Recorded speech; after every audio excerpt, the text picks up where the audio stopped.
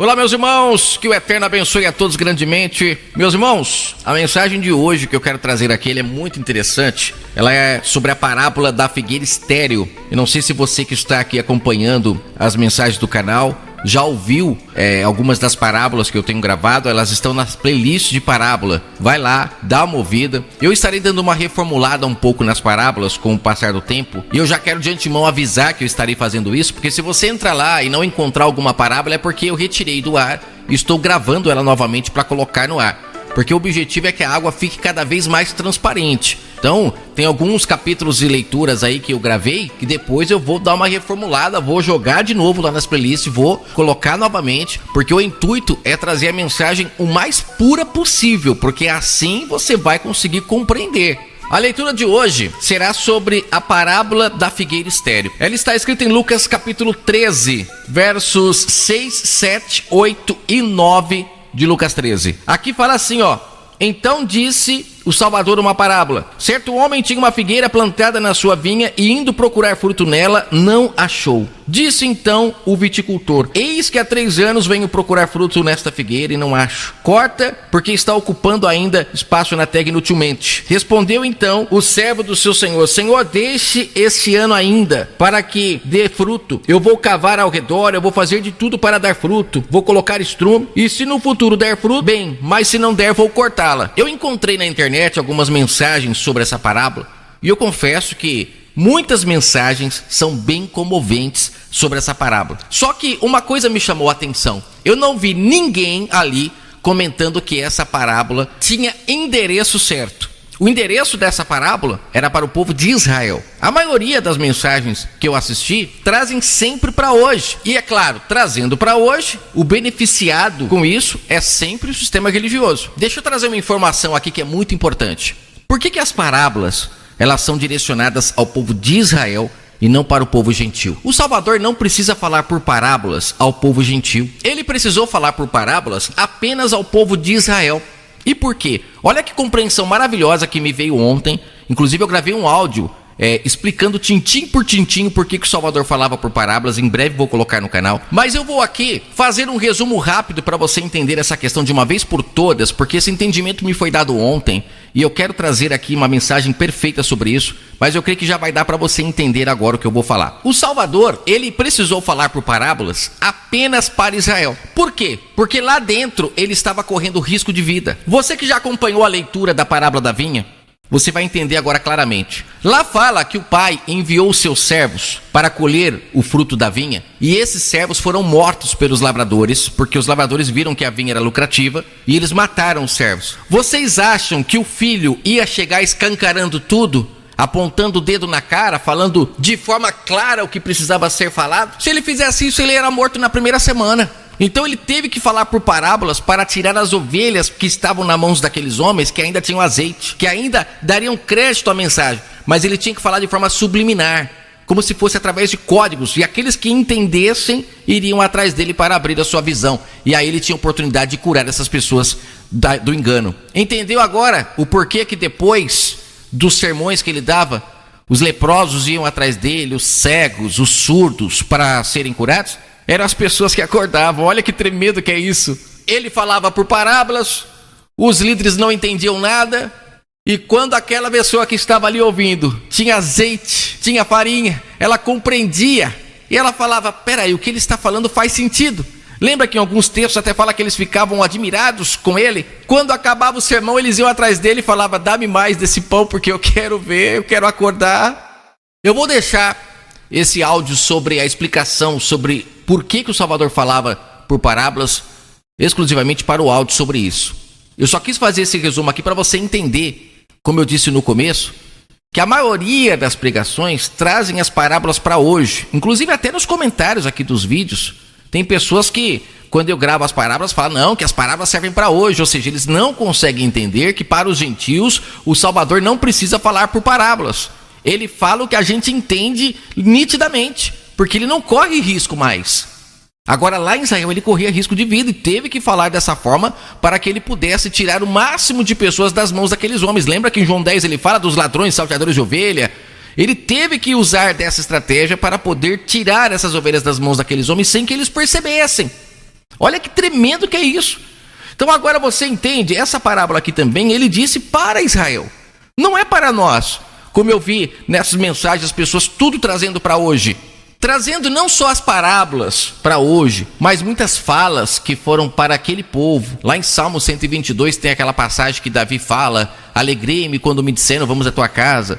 Eles trazem para hoje que essa casa é a igreja, é o templo, sempre querendo lucrar com a palavra do Pai, cumprindo o que fala em Marcos 12. Estão vivendo da herança, pegando a herança e trazendo para benefício próprio. E com isso eles conseguem extrair dessas pessoas tudo o que eles querem. É como lá no caso da oferta da viúva. Eles conseguem tirar tudo que as pessoas têm por intermédio do quê? Como que o Salvador falou lá?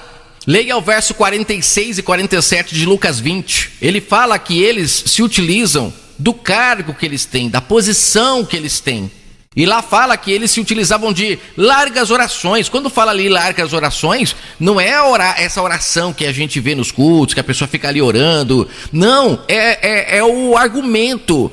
Eles utilizam a palavra muito bem e convence as pessoas. É óbvio que ali quando fala que eles se utilizavam de longas orações, não é que eles ficavam ali orando nesse formato que a gente conhece. Porque oração está ligado a você falar, a você conversar. E aqui eles estavam convencendo as viúvas a darem tudo para eles. E na onde que eles tiram tudo das viúvas? Nos templos. Você vê que o Salvador fala que eles iam nas casas das viúvas, mas não era lá que eles tiravam tudo que elas tinham. Leia o capítulo 21, que infelizmente eles colocaram aqui essa divisão de capítulo, que é outra coisa que eu sempre falo aqui no canal. Norteia o entendimento, tira da mente das pessoas o que está acontecendo. Você que acompanhou as leituras aí do capítulo 1, 2, 3, 4, 5, já gravei o 6 e o 7, né, de Mateus. Você viu ali essa confusão que eles fazem com esses semitítulos, com capítulos cortando um contexto no meio, literalmente, né?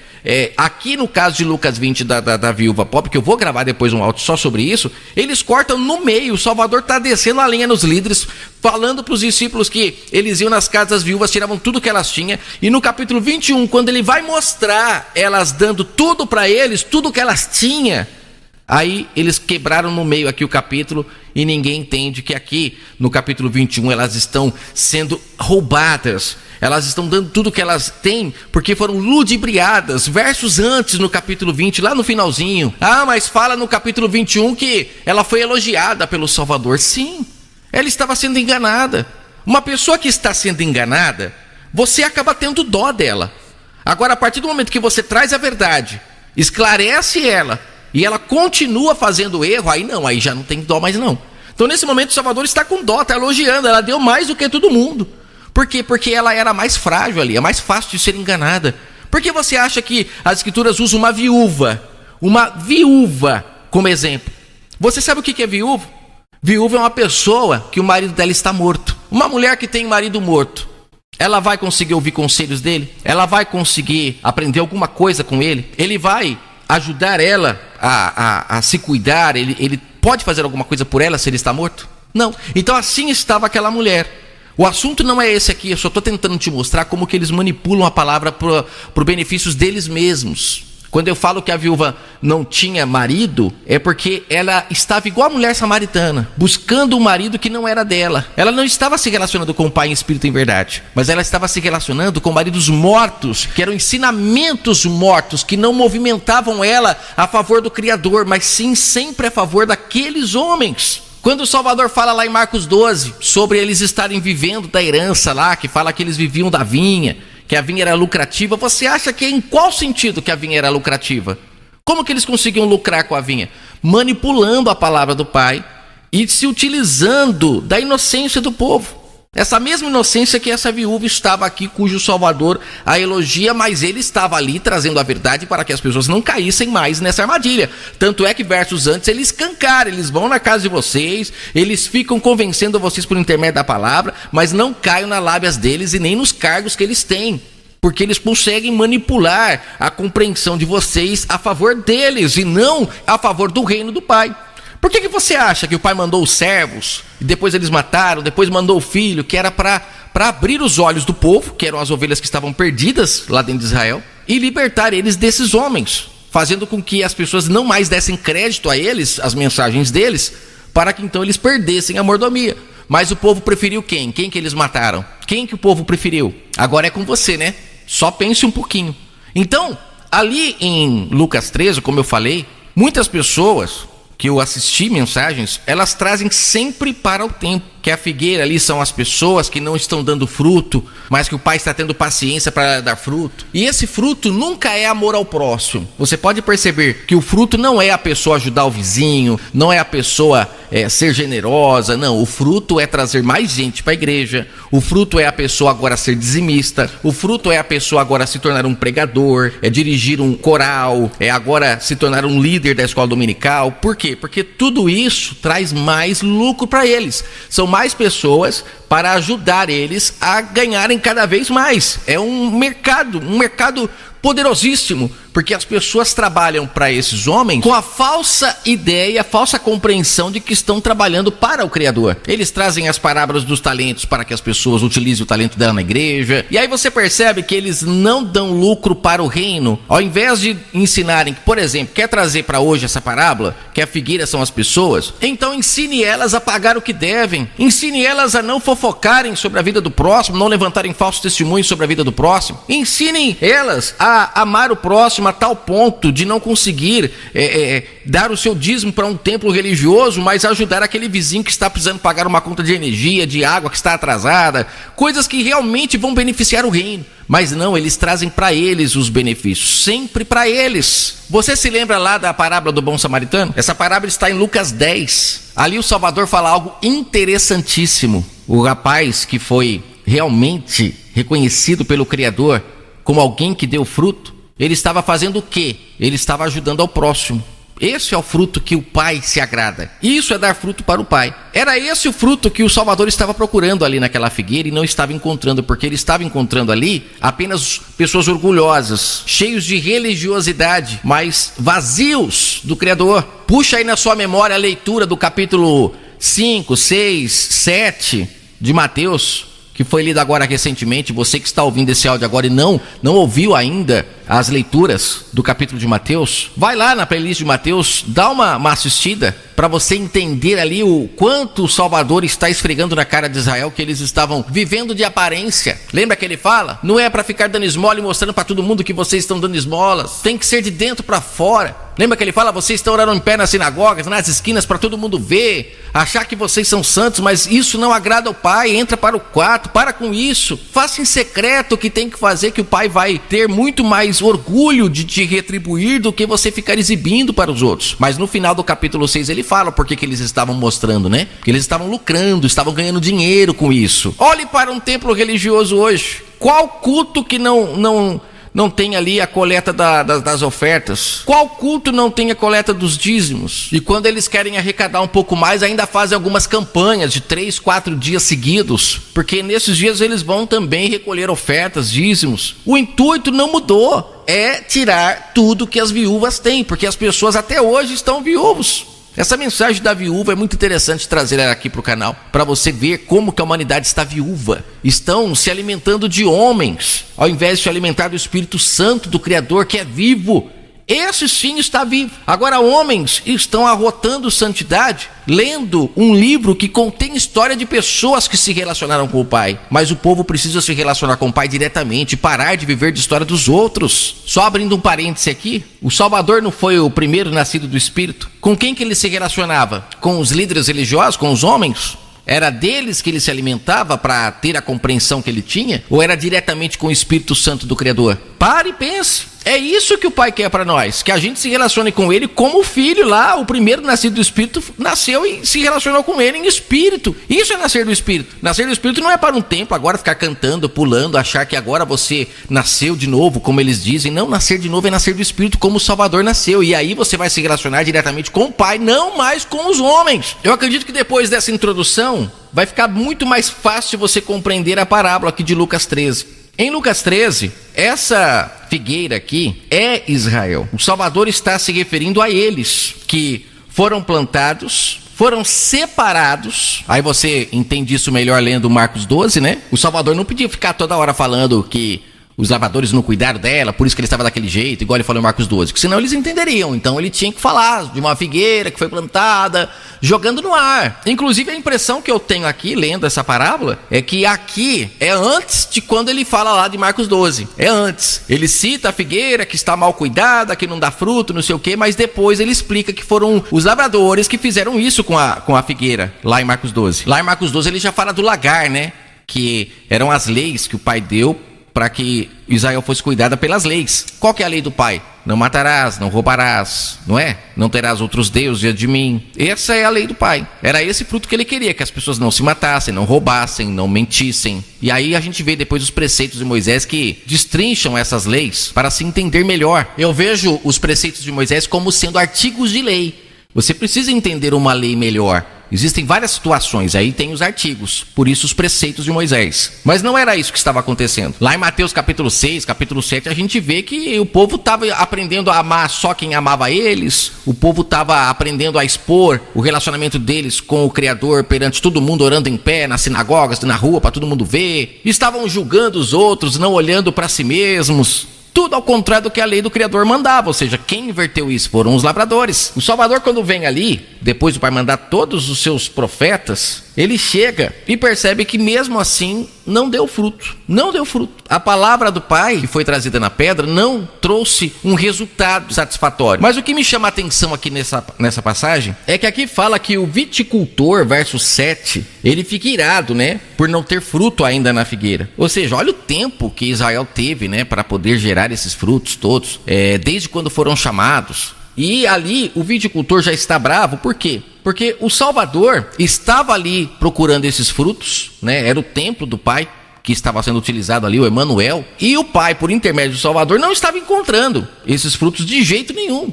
Anda pra cá, anda pra lá e nada. Só encontra gente religiosa, que é o que eu falei na leitura do capítulo 5, 6, 7. Povo julgando, orando em pé nas esquinas. E o pior, sustentando tudo aquilo com Mamon, que ele fala lá em Mateus 6, que você não pode servir a Deus e a Mamon. Ele fala também em Lucas 16. Por que aquela viúva estava dando dinheiro no templo? Se o próprio Salvador fala que não podia misturar Mamon às coisas do Pai. E lá no contexto ele está falando sobre a mensagem. Não podia misturar dinheiro com a mensagem. Porque ou você ia servir a um, ou você ia servir a outro. Os líderes trazem também essa passagem para hoje, para as pessoas, mas não, lá o Salvador está falando com eles. Lá em Lucas 16, se você ler lá. E a gente vê a viúva levando dinheiro pro templo. Não tinha que levar dinheiro pro templo, porque não era para misturar as coisas do Pai com o dinheiro. Mas eles misturaram. Você está entendendo a profundidade disso? Em Lucas 16 é a parábola dos mordomos infiéis. Quem eram os mordomos infiéis? Também é outra parábola que eu vou gravar ela bem detalhada aqui no canal. Se você não é inscrito no canal, se inscreva aí para você receber, porque essa parábola vai esclarecer muitas coisas no seu entendimento. Então ele vem aqui, ó, e ele fala em Lucas 16, no verso 13, que nenhum servo pode servir a dois senhores, porque ou há de odiar a um e amar o outro. Impossível servir a Deus e a Mamon. E ele está falando aqui com os lavradores, está falando com os mordomos infiéis. Aqueles que estavam cuidando da vinha, ou seja, misturaram as coisas do Pai a dinheiro e não estão assim até hoje. Será que tem alguma diferença? Mas ok, vamos entender essa parábola, porque foi para Israel.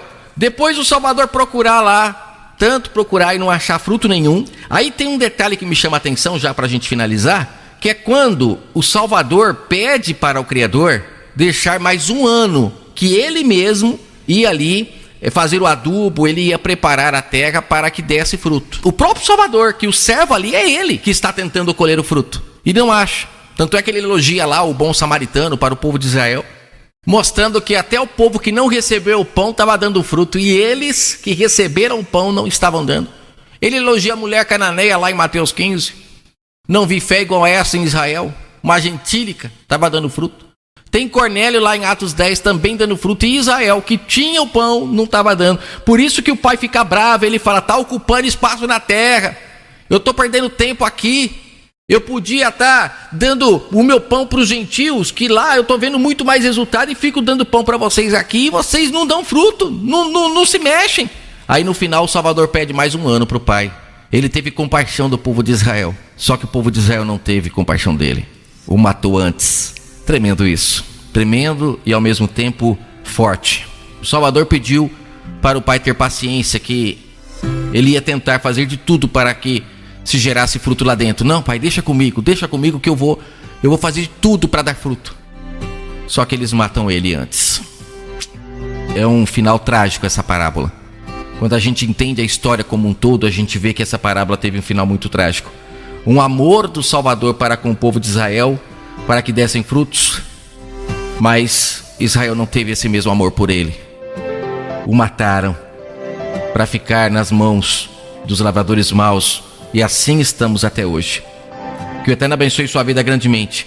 Eu ia colocar aqui um trecho de um pastor pregando essa parábola, mas eu tenho certeza que muitos de vocês não iam nem conseguir ouvir, porque ele prega chorando, e ali o choro dele é para que as pessoas entendam que elas são essas videiras e elas estão tendo oportunidade de dar fruto. E esse fruto, como eu já falei, é sempre trazer benefício para o templo, para eles. É um choro de crocodilo, não é verdadeiro. Agora, quer chorar? Chore por ver uma pessoa dando um prato de comida por alguém, cobrindo alguém, não mentindo, não fofocando, sendo justo. Uma pessoa que é perseguida pela justiça, como lá fala em Mateus 5. Bem-aventurado é aquele que é perseguido por amor à justiça, por querer fazer o que é correto.